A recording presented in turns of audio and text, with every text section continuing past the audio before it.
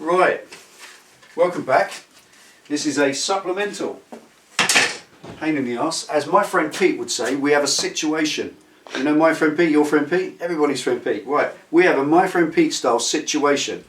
The tank of doom, got it all cleaned up, gave it a coat of black just to stop it rusting, thought lovingly about it, and then noticed the next day there's dripping petrol underneath. Now it has had a leak in the past and I put a new kit in it. If you look at the video, we did the rebuild kit, got it over there. I just re-kitted the tap completely. But what this turned out to be is not the kit, it's not the tap. The tap's absolutely fine. The tap is not leaking in any way. Now that I've resealed it with a full kit and it's all completely correct, what I found instead, coming on close, you can see this big hole here. That was a little tiny brown dot, just like that. And the petrol was oozing out of that brown dot, just gently. And what it is, it's fuel residue gets it. Fuel itself, petrol, gasoline, will work its way through a microscopic hole. It really will. It just oozes through in a capillary action. It doesn't need a hole like water does. There's no surface tension whatsoever to a finely refined spirit like gasoline. It will come out like air comes out. And a tank, a fuel tank, has to be airtight, absolutely airtight, in order to be also fuel tight. And this isn't. So what's happened is this section of the tank, you can see here, this is the lowest section of the tank. It's the pit of the tank inside. The sender sits there and registers that level. But what's here is virtually never changed. So that's being the lowest point. That's where the water goes. Now you do get water in your tank. You get it from condensation. The roof or the top of the tank on the inside being steel, it's condensation.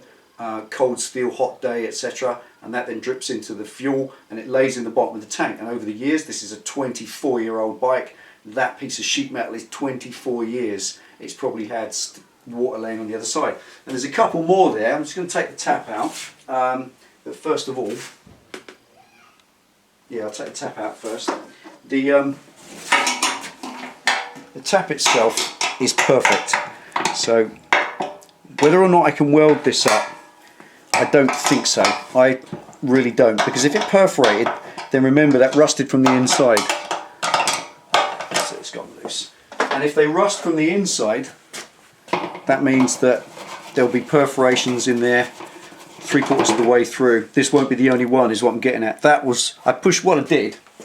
Now, this is a 1mm drill bit, and I just pushed it through with my fingers. It just went crunch straight in, and then I went through with a 3mm and a 4mm, and that's not until I got to a 4mm drill bit I got to clean metal and started cutting metal. So that's where the extent of the rust was. But I noticed here there's two more little brown dots. I just want to get the tank off and see whether this is worth salvaging after all. Shame having to take all that time to scrape the scrim off, but there you go. That's motorcycling for you. Even Penny helped, didn't you, Penny? Yeah, it gave me some exercise, didn't it? Right, there's your old fuel tap. That's a standard Bandit fuel tap, and it is in perfect condition. I'll just put that on the bench there. And what I want to do now is, with the little 1mm drill bit, there's a couple more little holes there, or these are just little, you can barely feel them, they're just little dots. I reckon if you, there you go, look, straight through. That one there, nothing there at the minute. If you push on it, probably, that one's probably, there you go, straight through. So look, basically, this tank's perforating everywhere. Get a bigger drill bit now, go out to a 2mm. This is just from the fingers. That's a bit better there. It's not too bad, but ultimately, there's two holes there, one big one there that was bad, and there will be numerous others. So all this means is that tank is shagged. So I've got to source another fuel tank. So this is what I need your help for, folks. We're going to see if this works. Now, check date eBay, so please don't send us links to eBay because we've seen them all, certainly that are live in the UK at the moment. There's no point in paying import duty on a fuel tank. They won't send it through aircraft and stuff.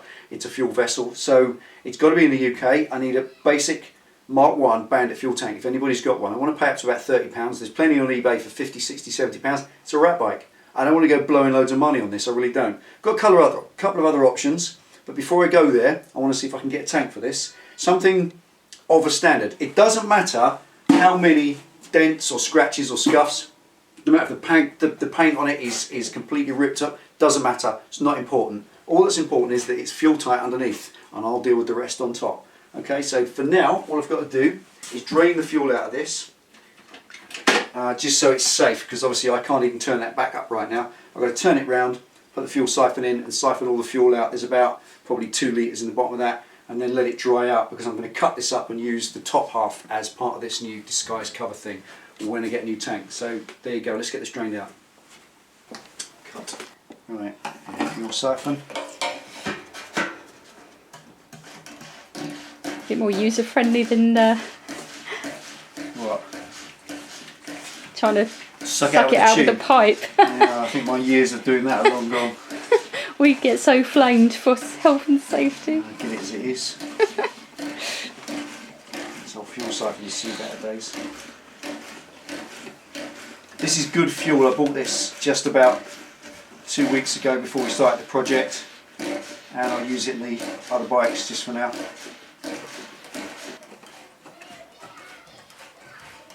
Right, here we go.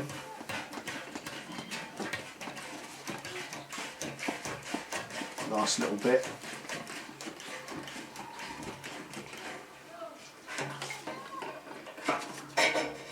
It's probably about just a little drizzle in there now. Out of the way. Keep that safe up and out of the bike. Right, what I'm going to do with this now is put it in the garden. Just let it dry out. Right, so there we go, just a bit of a setback really. These things happen. It's a 24-year-old bike. It's rotted out from the inside. Nothing we did the other day. Possibly what it could have been is grinding it, put some heat into the metal. It's built up the heat inside the tank, and that's effectively built up some pressure, and it's pushed it out through that little bit. And as you saw just now, the drill bit just pushed through with fingers. So that tank's rotted out underneath, and it's scrap. So if you know for one, it's 600 or 1200, doesn't matter. I'm not going to run a fuel sender, so it makes no difference. Mark 1 Bandit. And I think that's from the very first ones right up to about 2000, which is what this is. And if you can help us out with that, it's fantastic, let me know. Otherwise we're going to keep searching, and we will find one, I'm sure, at some point. And I'll be using that, I'll be cutting that one up and using it as part of the new disguise cover when it comes. There we go, that's projects for you. 1 step forward, 2 steps back. Anything else, Ben? That's it. Thank you. Take it easy, ride safe, see you next time.